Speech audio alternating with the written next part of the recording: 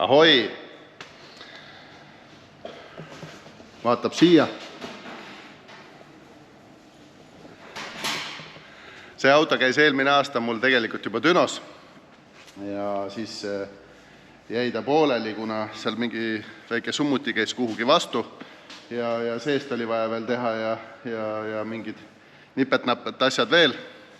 Aga nüüd aasta hiljem on see auto siis tagasi.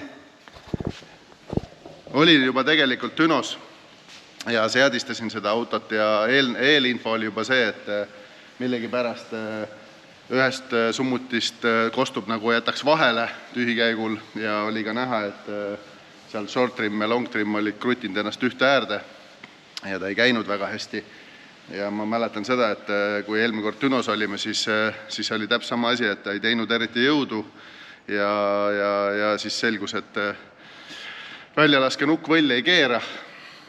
Tal on tegelikult solenoidiga ja siis target tabeliga keeratav süsteem ja see ei toiminud ja siis ta hakkas plaksti tööle ja tegi ka mingi jõu, aga kuna seal see summuti käis nii kuskile vastu seal põhjal ja tegi vähe müra, siis otsustasime, et teevad töö lõpuni, see on ikkagi väga suur projekt olnud ja tuleb nüüd tagasi ja siis sain siis Dünos kohe aru, et see sama väljalaske nuka teema on ikka aktuaalne ja nüüd see auto ongi nüüd meie siis garaažis, et otsida viga üles. Praegu tundub, et see on see solenoidi viga. Siin on ju vana Mustang, mis ta on 67-65 ja siia peale on pandud siis moodne 2015 aasta tehnika manual käigukastiga ja sellise suure projekti puhul on ikka nii, et tuleb sellised üllatusi ette, et nuka solenoid või mõni pistik või mõni juhe ja ühendust ja siis see tekitab omajagu probleeme, aga see on suht pisike töö, nii et teeme selle ära ja siis läheme juba Dünosse. Mina praegu hetkel panen talle siis selle algse mäpi siia ajusse tagasi, et poisid saaksid seda viga paremini otsida, sest ma lülitasin testiks väljalaske nukkade keeramise üldse välja ja auto hakkas kohe teistmoodi tööle ja vahel jäetud kadusid ära ja longi ja short trimid regulatsioon kadus ära, ilusti läks nulli lähedale ja nüüd panen talle vana mäpi tagasi, sest muidu kus sa otsid viga, vahetad solenoidi ära ja siis ikka ta on targelt null, nii et alustame tööga ja kui auto on korras, siis lähme juba Dünosse ja vaatame, mis välja võlub, aga no kuule, olete ilusamat asja näinud või? No see on ikka tõsine maasikas ja ma kuulsin saladuskatte all, et kes soovib, siis see auto on müügiks. Vahepeal siin, kui ma puhkasin, siis poisid tegid talle siis väikest remonti ja panid siis nukkvõlli keerama, mis siis ei keeranud, oli väike juhne viga, ei midagi suurt ja selle sai siis korda. Ja hakkame siis kohe tööle, nii et vaatame, kas teeb oma hobujõud ära, mis siis targetiks on ja siis räägime juba täpsemalt.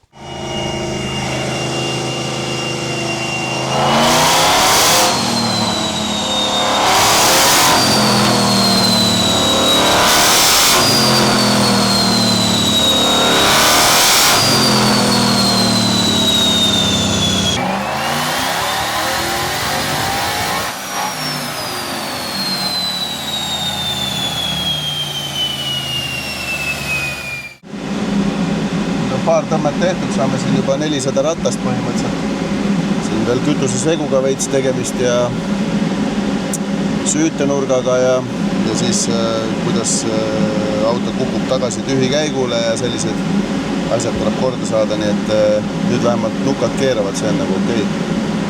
Ja täiesti allub tuuningule ka, nüüd pisike muutus on juba 20 hobujõudu, mis on vabatingu kohta ikka väga okei. Protseduurid läbi süüde välja ja süüde sisse ja siis ta kustutab peakoodid ka ära ja hakkame tõmbama.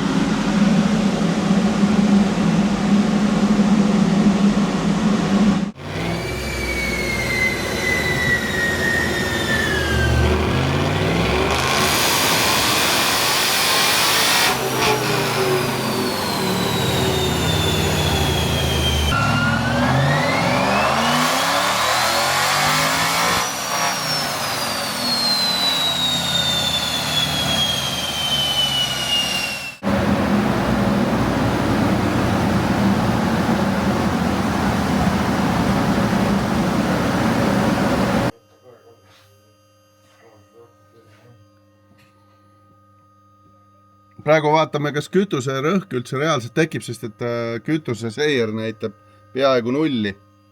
Ja keegi pole tankinud väidetavalt. No nii, ühesõnaga suri välja.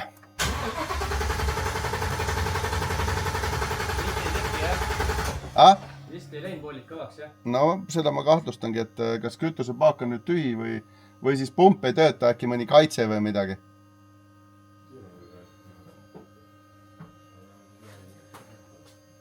See oleks muidugi nali, kui paak on tühi. Ma ei vaadanud ka, ma nagu eeldan alati, et kui klient toob autot, siis on nagu paak täis pandud dünos. Sellega ei lähe ju kuradi sõitma, et lähen tankima. Aga kui raha on, siis miks mitte. Üllatus, üllatus. Ega ta surebki välja, kui paak on tühi nagu. Selles ma tegin tegelikult aga mingi 3-4 tõmmet ja sai kütuse otsa, tähendab seda, et tuli tühja paagiga. Vähemalt teil lihtne viga. Vähemalt nii kui sisse-välas läks käima. See on nagu hea. Aga nüüd põhimõtteliselt valame oma selle reservkütuse siia sisse ja siis toob terve selle kanistri täis, peab uue juurde tooma. Ma saan vähemalt natukene teha tööd. Ühesõnaga, auto sai häälda, selles mõttes ei olegi mingit probleemi. 430 hobujõudu, 500 newtonmeetrit. Aga probleem on selles, et see tühikäik ikkagi natukene jamab meil. See tundub mulle vähemalt, et segusiiber jääb kinni. Aga miks ta jääb kinni? Seda ei ole mõtet dünos otsida, sellepärast et dünotund maksab natuke liiga palju, et otsida mingisugused õhulekked või segusiibri probleeme ja sellega omanik kõigepealt tegeleb ja vaatab ise ka. Mina praegust teen veel siin viimased salvestamised ja jätan auto siia, poisid viivad ise ära, nii et jälle üks edukas projekt. Näitan teile siis päevavalguse käes ka äkki autot või? Kes tahab? Saab osta. Nii, näed, siin ta on. Näeb päris äge välja.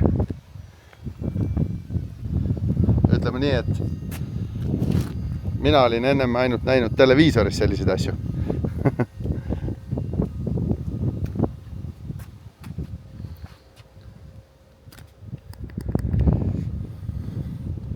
Näeme jälle.